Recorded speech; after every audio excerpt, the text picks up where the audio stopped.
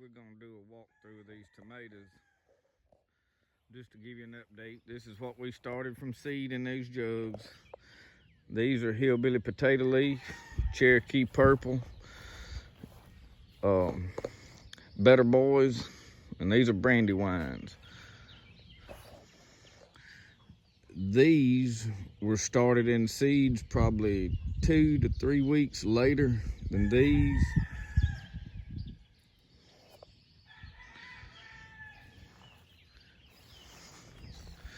But as we walk up to these plants right here,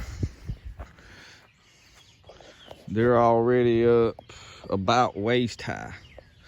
Now sorry about that, I'll get my fingers in front of the camera.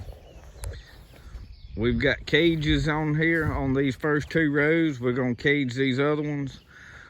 We drove a stick in the ground to stabilize it so the wind don't blow it over. Tied it with grass string. I want you to see how we set this up. This was a raised bed. I had put some sweet gum logs we had cut around this. As I expanded it, made it bigger, and even added a flower bed to the side of it, there's a few small peppers I have planted right there. That's just one of a couple different kinds. The rest of them are in my larger garden down there. This year we did different. We mounded this up really high and just hoed it up into rows, because last year it got kind of hard to get in and out of to pick the tomatoes. And I had them just kind of all in there, spaced 3 feet apart equally all the way around. Well, now I'm a little more than 3 foot between them so that I can actually walk in between there. I want you to notice one more thing. You see this pile of straw? This is some winter grass that we had grew that we cut down and I raked up. And I've got a good bit more of it I'm gonna bring up here, but it rained last night, so I've got to let it dry out before I fool with it. We're gonna line this up down each side of these tomatoes.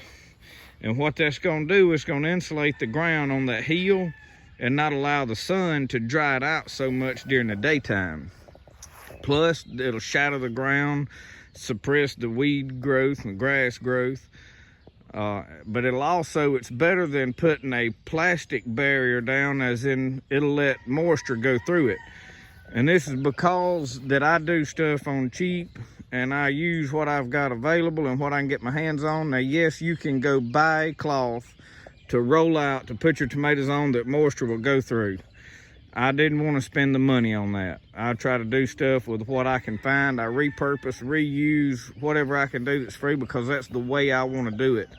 I'm sure that weed barrier that you buy, that you put down, that's perforated, that water can get through, is probably much better, but it costs money.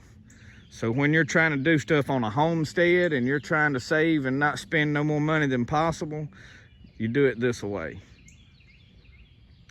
But I just wanted to show you how much growth we've got here. Now, what we've done is we use a commercial fertilizer some. I didn't use a lot of it. I clean out my chicken coops. I put that in there. There's horse manure in here. I'll zoom in. My father-in-law has some horses. I got a big, like a 15-gallon tub full. We shoveled up, and you can see, like right there, you can see where I piled it up here. And that's scattered all up and down each row. That's fertilizing it. We've got chicken where we cleaned out our chicken coops and our brooder coops. I've got them set up with a drawer that pulls out on the bottom.